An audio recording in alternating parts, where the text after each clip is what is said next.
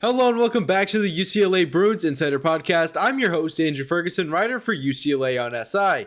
Today we're going to be going over every single box that UCLA must check for the 2026 to 2027 season. But before we get started, I want to thank everyone right now who's watching Apple Music, Spotify, or even YouTube. It all means a lot to me and I simply cannot thank you enough. But without further ado, let's get right into it.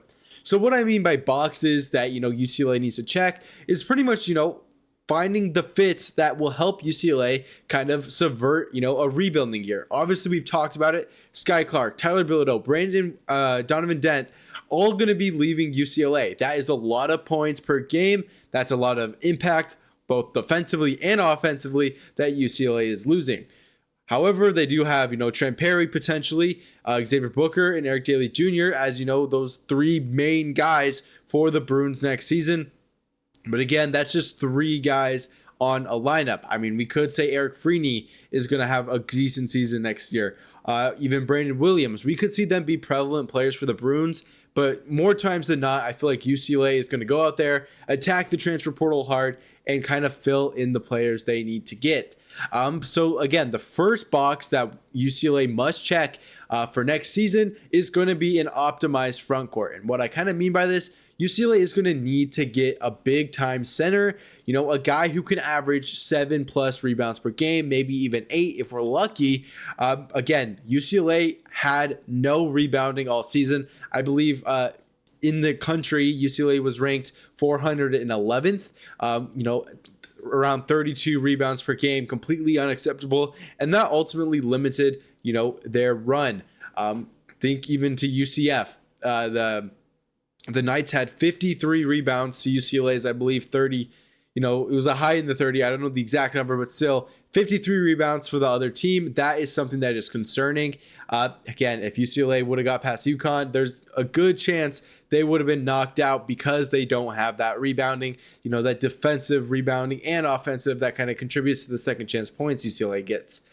So again, I want to see UCLA go hard for a center.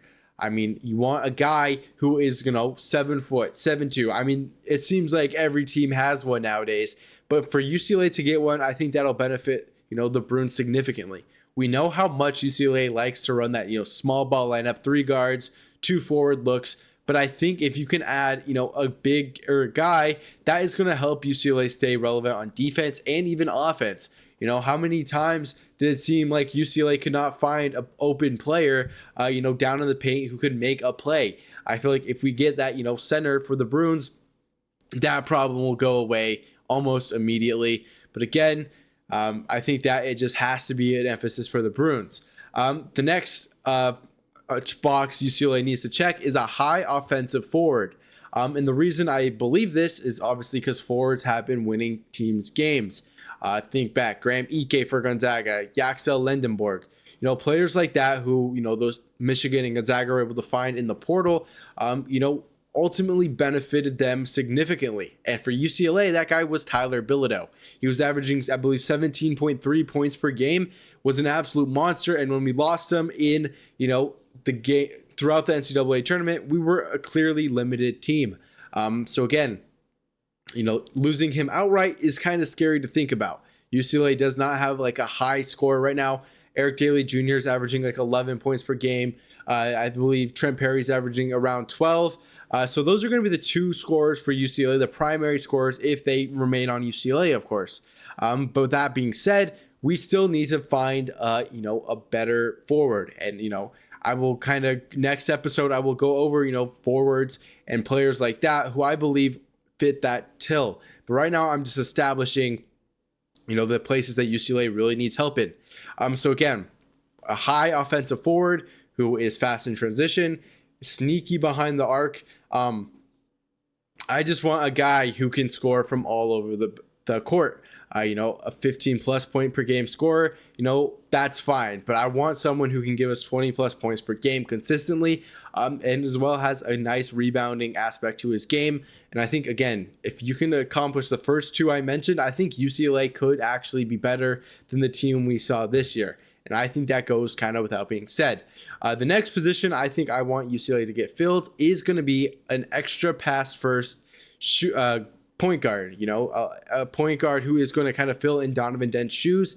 Obviously, Donovan Dent set that ceiling high. He's averaging 7.5 assists per game, which ranks him fourth in the country, I believe. Absolutely amazing stats from Donovan Dent, by the way. But again, that's something that UCLA needs. And when I look at the roster, are there guys who are capable of being this role for UCLA? Absolutely. I think Trent Perry could be that court general who generates a lot of assists. But I like Perry better as a scorer than a passer. We know how dynamic he is. He can shoot from beyond the arc, drive to the paint. That is something that I feel like if he works on and truly develops, throughout the offseason, even throughout next season, I think he could be a very dangerous player for the Bruins. Maybe even, matching what Tyler Bilodeau was able to do scoring wise, 15 plus points per game, 17 plus points per game. I feel like that is well within reach for Trent Perry. But again, that's really only attainable if, UCLA has a pass first guard who is going to open up those windows for him. Again, they're hard to find. Jackson Shellstad, for example, is a player who I've kind of had on my radar as potential transfer target for UCLA. I believe he's averaging 5 point something assists per game, and that could be huge for a UCLA team that needs a court general there at point guard. That's essentially how UCLA will find its ceiling much faster. And that's really all I have to say about that. The next one is going to be an emphasis on a rebounding specialist. It doesn't matter who UCLA pulls in, whether it's recruiting, transfer portal, they need to have a high rebounding upside, a really physical player.